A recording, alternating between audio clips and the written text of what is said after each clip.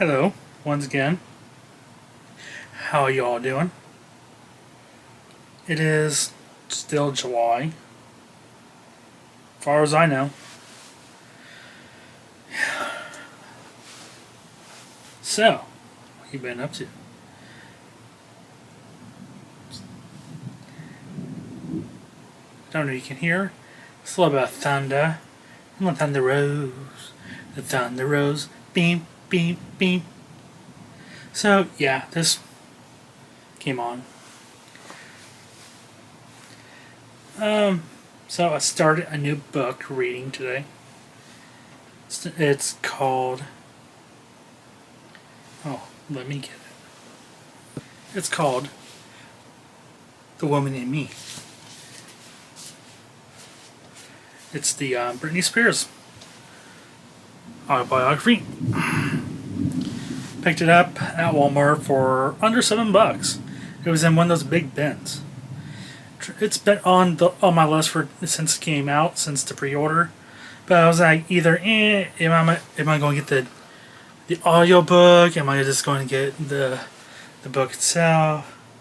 But I got it, and it's fascinating. I'm up to 112 pages. I'm right at where, unfortunately, she meets not Justin. Who's that douchebag? Cara Federline. That douchebag. And when you read it, it's kind of like, oh yeah, like between the 3 years she's been popular, it's like, oh yeah, this, that, and I had to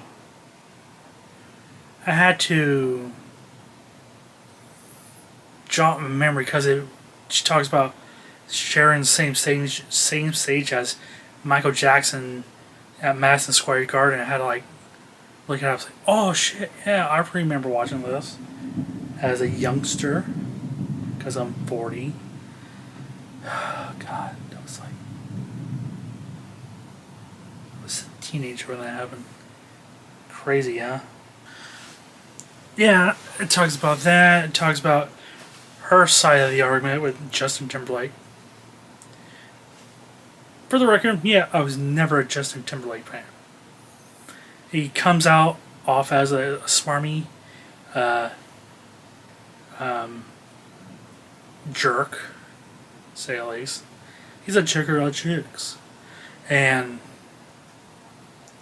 apparently he really had multiple affairs during the relationship. Was like, really? I'm not surprised. I mean, I'm surprised he doesn't have chlamydia. Or I'm going to say Justin Timberlake has an STD or STI. I wouldn't be shocked. And let's face it, Justin Timberlake is the kind of guy who would, cheat on his girlfriend with multiple women. Not shockingly, but reading it is like, yeah, this guy really took advantage of this girl. It has to be true because, when a manuscript goes to the publisher, it mentions one person. It gets handed to that person, make sure everything was truthful, and apparently it was. So that's the reason why it's in the book. And I was sitting reading it, I was like, there is a point where Justin Timberlake did go on a media tour and he played the victim, so to speak. Oh, Britney broke up with me. Yeah, China Club. But it's like, then it really dawned on me, those people who go around begging for sympathy like that, maybe they're the ones who were the scummy person in the relationship. I mean, he made a diss track about her. I mean, it's like, I mean, I don't know anything Justin Timberlake outside Crimea or whatever, but he made a diss track about his girlfriend who was going to break up anyways. How fucked up is that? I mean, Brandy, you take the was In the Zone. I think came out around the same time. You know, she didn't really diss Justin Timberlake. You know, diss tracks are kind of, in my opinion, kind of a weak move, to put it bluntly, because rappers make all diss track this about this person, etc., etc. So you're saying this out in public. You're making a profit off this diss track. You're dissing somebody in public instead of, you know, actually talking it out somebody. You know, it's kind of a wussy move. You know, oh, you hear about the latest diss track? Who gives a fuck? So and so made a diss track about you. Oh yeah, watch this. I'm gonna make a diss track about you. It's a vicious circle. Circle jerks. And it's kind of like you have better talent than making diss tracks about each other. What a odd way to use studio time like that. I'm sure there's some rock. Well, come to think of it, Sweet Home Alabama. I hope Mr. Young will remember that a Southern man doesn't need around anyhow, I guess. I mean, that's one rock point of view of a diss track, but it's like, so you're putting your energy into this negativity, you know. Okay, whatever. But yeah, and it goes into the one night stand with Jason Alexander. Not that Jason Alexander from Seinfeld, but it was like a whirlwind. Hey, it was the hell with it. It was go and get married. We're in Vegas, getting slopped, you know. Apparently, I mean, parents jumping on a flight straight to backwoods Louisiana to Las Vegas. You know, it's almost like Anora in a way. I was reading it. The way I was reading it, I mean, it was basically like that. You know, the parents, the more rich person comes, and you know, we gotta get this shit annulled right now. You know, and that kind of actually was in my mind reading that. So maybe that Jeremy Baker guy was channeling that. Maybe. Ooh, you hear that?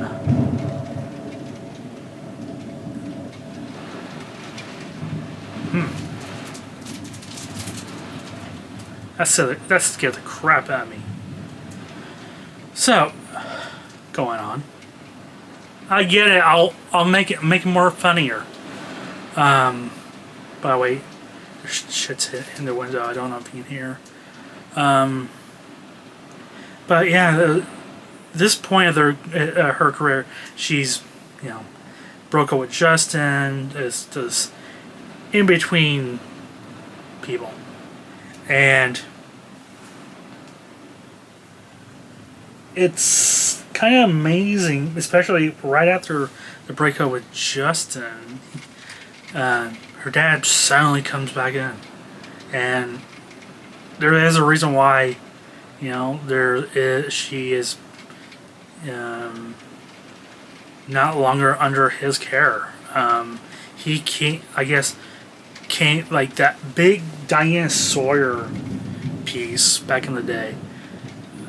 It was also one of those big, you know, the royal couple, so to speak, broke up. You know, how do you feel? How do you feel about that? And Brittany, I guess, was like, "Yeah, it's kind of nice to have somebody like, yeah, don't care. Who cares?" Meanwhile, the boyfriend's going around playing the victim. See, you can't trust nobody. Good looking. So, apparently, her dad, big alcoholic. Surprisingly, like, if I had to live in Louisiana too, I'd probably drink too. But both of her parents were just seemed kind of scummy, and this whole courtship, whatever the protection. It really did sound. It is clear that she was under her dad's thumb, and also some stuff she talks about her grandparents. A lot of mental illness, especially in Louisiana. It's not the best area to raise a family. You can see what bleeds into her recent bunship, I'm calling it. I guess her grandmother was British, and she did that British accent as a kid, so I'll still say this is time of her life in her 40s. She's living her best life. Even, her kids are out of the house.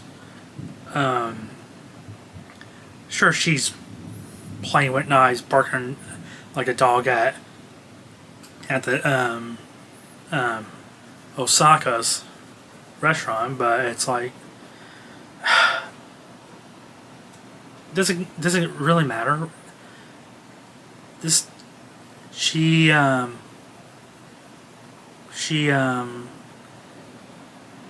was kind of like the princess in the tall tower, so it's kind of like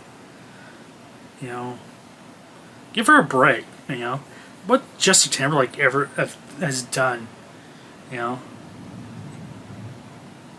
literally, he was in Bad Teacher. He was in that another awful movie. He just made crap. Oh wait, yeah, they have both something in common. I just thought of it. They did, but he both got arrested. But it was actually, that's funny. Is like, the cop didn't know who the hell he was. That was literally hilarious. That's what I've been reading. I actually got a lot done today since I was a little bit slow week. Figure what the hell, get a good starter. And it's like 38 chapters or something. So, still not done. A full book report would come at some point. Apparently, Stella says they're going to make a movie. I suggested she plays herself. She also talks about the Crossroads. And apparently, it was her and Rachel McAdams for Notebook. Which, by the way, Jill, I'm still hung up that you suggested that stupid movie in high school, and apparently she told me Burt Reynolds was in it. It was like my Burt Reynolds phase in life. It was like, she lied to me. Surprisingly. So anyways. Yeah, I guess a full book report will come later. Probably at least the end of the month, because I'll be busy for the next couple weeks. So I did finally got to see The Bride last night. I don't know, this kind of a mixed review after first watching it. It's like, Christian Bale's pretty good, but this Jessie Buckley actress, I don't know, couldn't they get a Lady Gaga or this somebody else to be the bride? Yeah, I didn't like her performance in it. It was like, There's stuff I didn't like. It was like Mary Shelley's in it. She's my parent. There's underground raves in 1930s Chicago, and it's like, I get it. It's supposed to be. I get it. And she comes back from the dead, talking Shakespeare, and it's like, yeah, or not even talking Shakespeare. She's, just talking like a damn dictionary, or the Rider and Mad Max. I thought it was, I thought it could be different. It would be cool if it was, Bonnie, the monster and the bride of the monster meets Bonnie and Clyde, which did, spoiler alert, yeah, it kind of has an ending like that, but it would have been cool if they were knocking over banks and stuff. But, kind of a mixed review. Let's put it that way. I can see why it got a little bit of a shelling in the box office. It could have been better. It could have been in a different direction. I think Maggie Gyllenhaal directed this thing. It's like her first project, but it's like, yeah, it could have been different. It could have been a better interpretation of the Frankenstein mythos. But yeah, like I said, it could have been a bank robbing monsters. Especially in the 1930s. You had Dillinger, you had Machine Gun Kelly, not the stupid rapper, the real badass OG. Babyface Nelson, stuff like that they could have sprinkled in. Yeah, they kind of did this weird female revolution arc. I'm the Bride, kind of Spartacus-esque thing. It's like, like I said, the movie could have gotten better. Could have had a better. Maybe that's what I should write up. When that'd be a great exploitation movie.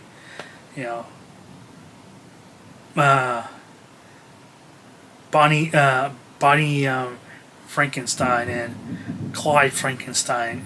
They are the bank robbing monsters. Coming to this summer to Sci-Fi Channel. So yeah, that's how something I would have made up.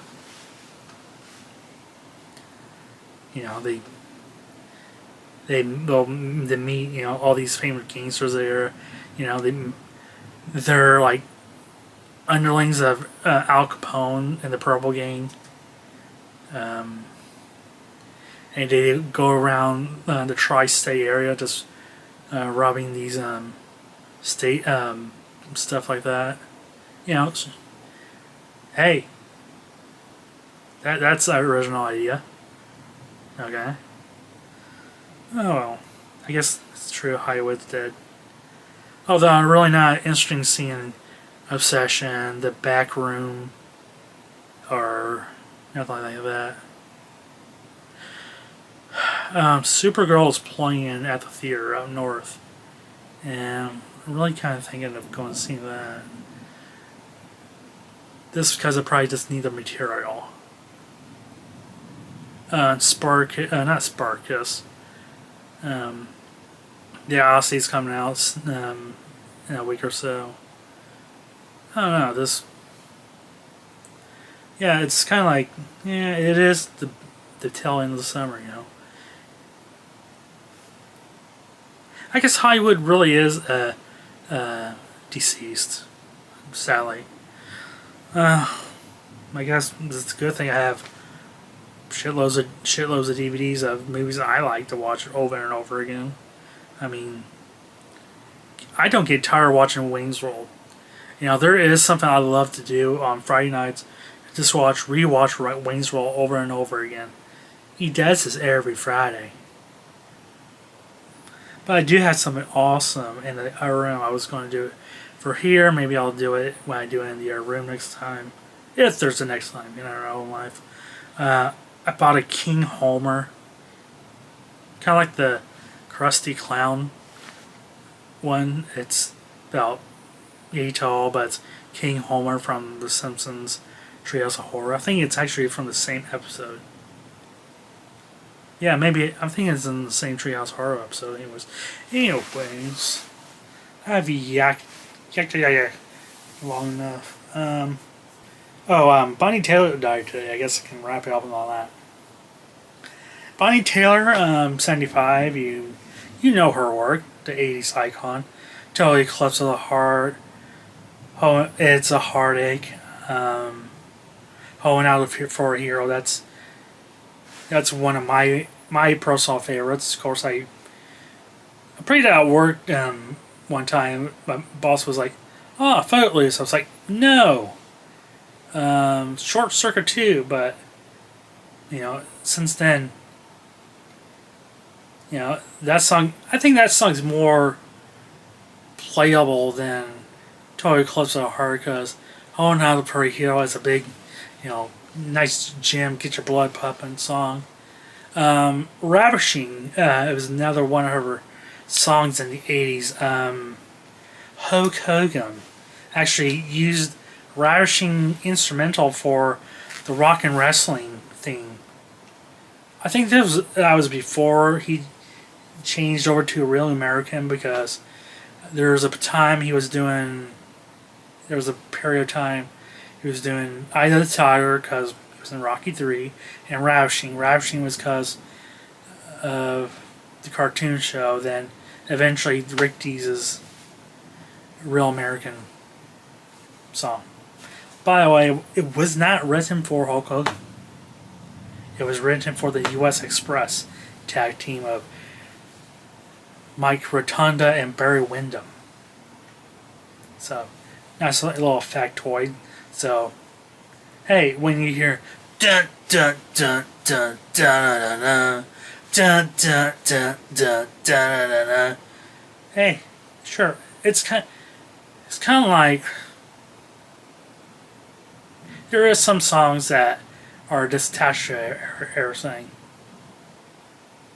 Kind of like All Along the Watchtower is a great Jimi Hendrix song, but he didn't write it. Also like Glenn Frey, Smuggler's Blues. Something I've pinned to the TV show Miami Vice, which by the way, got it on DVD over back there. Because they did an episode of, he was in an episode of Smuggler's Blues, which he was play a pilot. Maybe it was actually a pilot too. I don't know. I know I looked it up once before, but it wasn't something sticked out. But oh shit, that reminds me. I also watched because my Paramount subscription is going to be wrapped up tomorrow. I watched The Running Man. The new Running Man.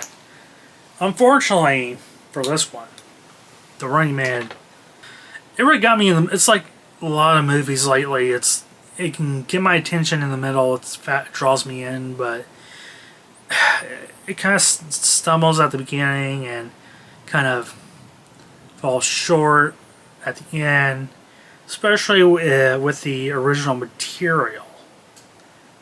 I actually have, amazingly enough, because I always want to read The Running Man. I love the Arnold Schwarzenegger Running Man, but unfortunately, they did have a Stephen King adaptation because The Running Man, if you ever watch the 87 with Arnold, it's Richard Bachman novel, and Richard Bachman was a pen name for Steven Spielberg because the publishers were like, whoa, Stevie, you're putting out too much books, you're watering down the fans, make up a pen name. So he made a Richard Bachman, and there's a series of books of Richard Bachman books, and yada yada, and one of them is The Running Man, and it, from what I can tell, because I started reading it like years ago, and like everything else, I don't finish reading. It might have a close resemblance to the new movie, but the new movie kind of falls short and the true adaptation, because the ending was supposed to be, he takes out the bad guy and the network with him, and spoiler alert, new one, there's this weird mysterious conspiracy YouTuber. This was what the TV show should think. But what really happened, and it turned out, okay, he did get out of the plane alive, and in the book he didn't. So, and that's one other thing about, maybe that's a good thing about it, made fun of, not fun of, but commented. The one thing, guy lays out everything. This YouTuber, kind of like these YouTubers who make videos on, let's say, Big Brother, okay, and this series of Big Brother, this has happened, this has happened, this is what may happen, this is going to happen. Oh, what about this? This probably happened a little more different than what they probably wanted, but it's kind of in that vein, but it's more put the damn glasses on and see the real world behind you, kind of type of setup. So I guess they wanted to go out, which they should have gone out like the book, but maybe they want a happier ending, which it's okay to not have a happy ending in a movie. It's okay. It's okay to not be happy. It's also a lot of CGI in this movie too.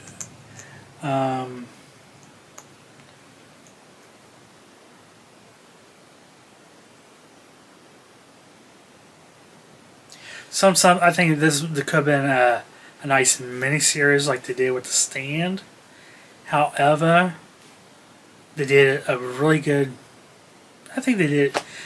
It's a movie I would say go watch it, but I think you're going to be really disappointed in it if you're like me who grew up on the Arnold Schwarzenegger. Even though the Arnold Schwarzenegger one was written by the movie was written by Steven D'Souza, and he was more actionary than the actual book was, but yeah,